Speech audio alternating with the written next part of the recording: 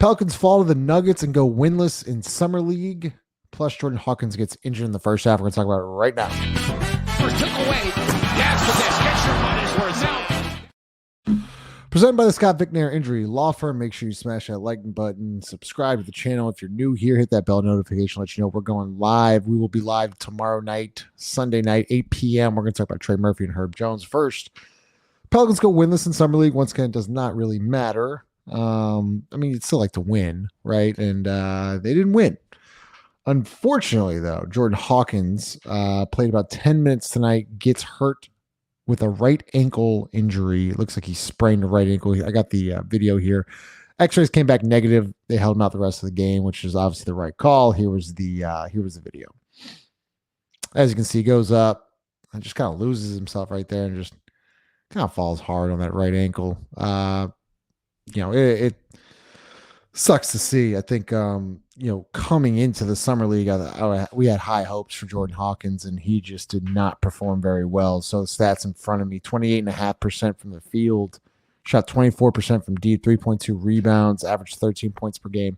Obviously, once again, I'm not overreacting to summer league. Summer league, to me, is all about the reps. They got him playing lead guard, point guard on this team, and we know Jordan Hawkins is not going to play that. So obviously he struggled again in summer league. Do I think he'll struggle again in the regular season? I don't. I think his life will be a lot easier when he's playing off Zion Williamson, Brandon Ingram, CJ McCollum, DeJounte Murray. Yves Missy in 4 games, shot 46% from the field, 4.7 rebounds, 2 blocks a game, 8 points per game. Mixed bag for Yves. He started off bad, and then, as I said last show, he progressively got better. That's all you wanted to see. He was held out tonight. I think it was lower back soreness. So missed 4 games, saw 8 points per game, 2 blocks a game. I'll be very interested to see if he makes the opening night roster. I mean, obviously he will. What I'm saying though is he going to be sent when the G League starts? Is he going to be sent to the G League, or is he going to be held up with the NBA team? That's going to be an interesting talking point heading into October. Carlo Makovich, obviously, I think he was probably your best player in summer. He shot 65% from the field, 28.5% from deep, 4.3 rebounds, average 11 points per game. Obviously, he went insane in game 3. I think he had like 23-something points. Carlo, obviously, he's going to make the NBA roster. I'm interested to see what happens with him in October. I think early on in the season, he's going to get minutes. I think he has to get minutes.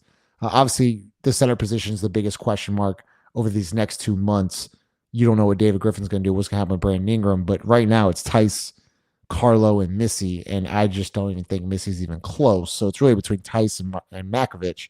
So that's going to be an interesting talking point. If they don't make any more moves, what are you going to do? Are you going to start Tice? Or are you going to start Carlo? Or are you going to say, screw it, go small and start Zion at the 5? There's a lot of options.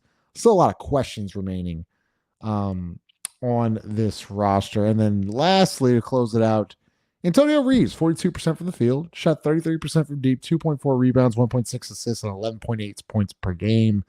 I really like him a lot. I think he's going to make the roster. I think he's your last, as I said this earlier, he's going to be your last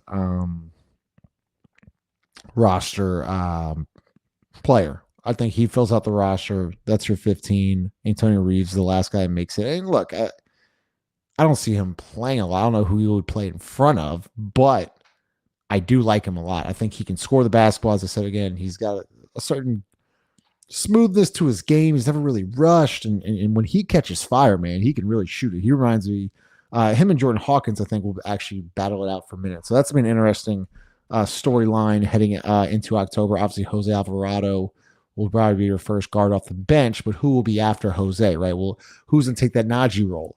Who's going to even maybe take that Dyson role? And, I think Jordan Hawkins will get the first crack at it, but don't be surprised if Antonio Reeves makes some noise here and maybe start stealing some minutes later there in October, November, and December, because I think he's a Willie Green kind of guy, right? He's played 5 years in college. He's not really terrible defensively. He plays with a high IQ. Offensively, he's pretty good.